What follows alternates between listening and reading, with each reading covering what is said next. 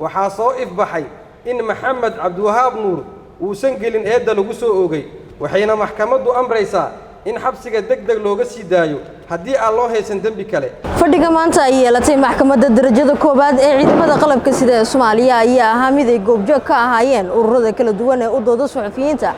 iyo wariye maxamed cabdiwahaab nuur abuuja oo 5 bilood ee la soo dhaafay eedeysana u ahaa xeer ilaalinta guud ee qaranka Soomaaliya. heerar kala duwan oo ay soo martay dhageysiga dacwadda wariye maxamed cabdiwahaab nuur abuuja maanta oo ay ku beegan tahay 5 bisha August ayaa la soo gabagabeeyay waxaana maxkamadda darajada koowaad ee ciidamada qalabka sida ee Soomaaliya ay wariye maxamed cabdiwahaab nuur abuuja ka bari yeeshay eedda ay ku eedeysay xeer ilaalinta guud ee qaranka taas oo ahayd inuu wariyuhu ku lug leeyahay ama uu ka tirsan yahay dagaalamayaasha al-shabaab. gudoomiyaha maxkamadda darajada koowaad ee ciidamada qalabka sida ee Soomaaliya gaashaan la sare Xasan Cali Nuur Shuute oo la hadlay warfidiyeenka ayaa cadeeyay in maxkamadda ay ku filaan waayeen markhaatiyaashii lagu soo bandhigay arrintaasina ay keentay in wariyaha la bari yeelo.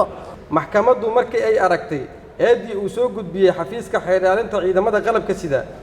markii ay maxkamaddu dhageysatay markhaatiyaashii la hor keenay maxkamadda oo ka hor cadeyn waayay in eedeysane maxamed cabdiwahaab nuur uu galay eedda loo jeediyey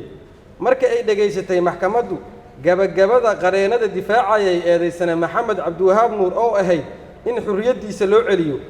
markii ay dhuuxday maxkamaddu nuxurka dooda u dhaxaysay dhinacyada dacwada waxaa soo ifbaxay in maxamed cabdiwahaab nuur uusan gelin eedda lagu soo oogay waxayna maxkamaddu amraysaa in xabsiga degdeg looga sii daayo haddii aan loo haysan dembi kale ciddii aan ku qanacsanayn xukunka maxkamadda waxa u fulan raacfaan. intaas kadib wariye maxamed cabdiwahaab nuur abuuja oo banaanka maxkamadda warbaahinta si kooban ugu hadlay ayaa waxa uu tilmaamay inuu ku faraxsan yahay inuu helay cadaalad. السلام عليكم ورحمة الله وبركاته. دمان ورياشي ururka saxaafadda SJS waxaan ku soo koobay hadalkayga xuquuqii maanta iridii maxkamadda ciidamada qalabka sida Soomaaliya kaas oo u dhacay si cadaalad waxaan leeyahay aad ma santiin marka cadaalad aan sareeyo ma santiin. ugu dambeyntii waxaa si wada jira warbaahinta ula hadlay qaar ka mid ah ururada kala duwan ee u dooda suxufiyiinta kuwaas oo siyaabo kala duwan u soo dhaweeyay siideynta iyo bariyeelida wariye maxamed cabdiwahaab iyagoo tilmaamay in muddo dheer kiiskani uu ku qaatay soo gabagabeyntiisa. waxaan markii hore u mahad celinaynaa maxkamadda ciidamada qalabka sida iyo gudoomiyaheeda Janaan Xasan Cali Nuur Shuute sidii quruxda badneed xukunkii maanta noogu aqriyay iyo dhageysigii ka horeeyay ee maalin aan goobjoog u ahayn ee ku saabsanaa xukunka iyo eedihii loo maaragtay been abuurka ahaa ee loo haystay wariyaha tafaftiraha idaacadda Higsi saaxiibkeen maxamed cabdiwahaab abuuja sida aad maanta maqasheen oo maxkamaddu ay sheegtay abuuja maanta waa xur Allahu akbar ayaan leenahay aad ayaan ugu faraxsanahay go'aanka cadaaladda ah ee maxkamadda oo aan ka filinay. abuuja waxaan soo daba taagnayn muddo ka badan 6 bil ku dhow intaas Soomaalida iyo adduunka oo dhan qaar kamid ah way nala yaabanaayeen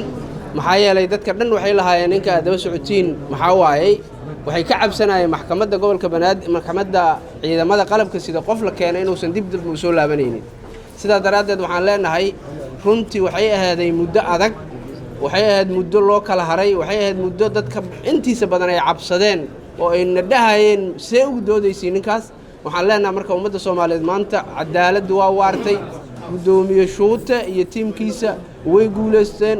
guul oo cadaalad ay la gaareen waxaan leenahay saxaafadda Soomaaliyeed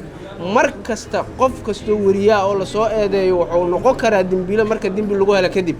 sidoo kale aabaha dhalay wariye maxamed cabdiwahaab nuur abuuja ayaa tilmaamay in maxkamadda sare ay tahay mid caadil ah isla markaana uu ku faraxsan yahay xorriyadda wiilkiisa. abuuja uu helo cadaalad horta waa u mahadnaqayaa